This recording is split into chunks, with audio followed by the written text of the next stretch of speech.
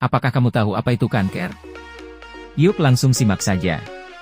Kanker adalah suatu kondisi di mana sel-sel tubuh mengalami pertumbuhan yang tidak terkendali, tidak normal, dan mampu menyebar ke jaringan lain melalui proses yang disebut metastasis. Sel kanker dapat berkembang dari hampir semua jenis jaringan tubuh dan menyebabkan kerusakan pada jaringan sehat di sekitarnya. Kanker terjadi akibat kombinasi beberapa faktor genetik, lingkungan, dan gaya hidup. Beberapa penyebab utama kanker meliputi faktor genetik yang dimana mutasi genetik, seperti pada gen BRCA1 dan BRCA2 pada kanker payudara dan ovarium. Faktor penyebab yang kedua yaitu gaya hidup seperti konsumsi alkohol berlebihan. Merokok penyebab utama kanker paru-paru.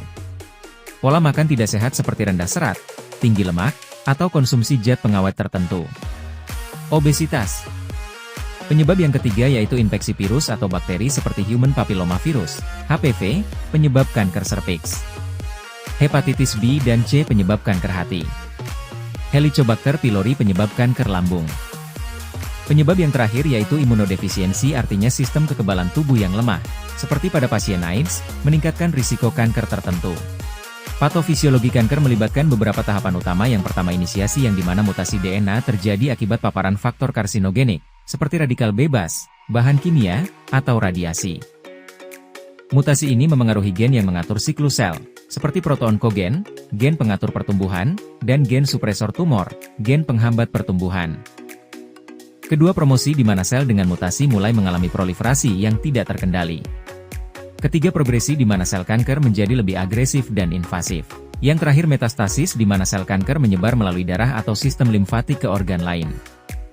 Terapi kanker bisa dilakukan dengan obat-obatan. Yang pertama kemoterapi, menggunakan obat-obatan untuk membunuh sel kanker atau menghambat pembelahannya.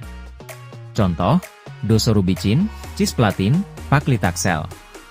Yang kedua terapi target, menggunakan obat yang menargetkan molekul spesifik pada sel kanker. Contoh, trastuzumab, HER2 pada kanker payudara, imatinib, pada leukemia mieloid kronis.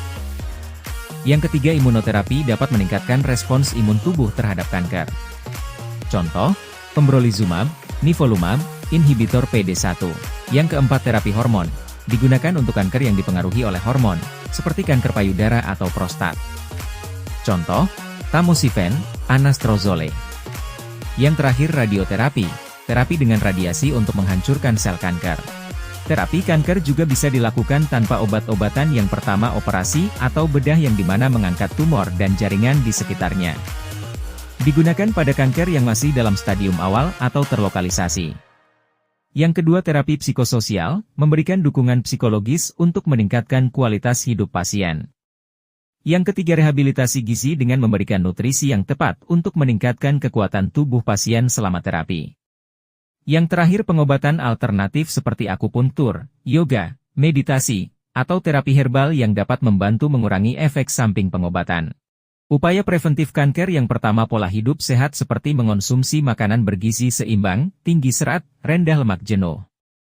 Berolahraga secara rutin. Yang kedua hindari faktor risiko seperti berhenti merokok dan mengurangi konsumsi alkohol. Menghindari paparan bahan kimia berbahaya. Yang ketiga lindungi diri dari infeksi, melakukan vaksinasi seperti HPV, untuk kanker serviks, dan hepatitis B, untuk kanker hati. Menjaga kebersihan untuk mencegah infeksi Helicobacter pylori. Yang terakhir screening kanker dengan melakukan pemeriksaan rutin, seperti PA pap smear untuk deteksi dini kanker serviks, mamografi untuk kanker payudara, dan kolonoskopi untuk kanker kolorektal. Terima kasih teman-teman sudah menonton dan menyimak.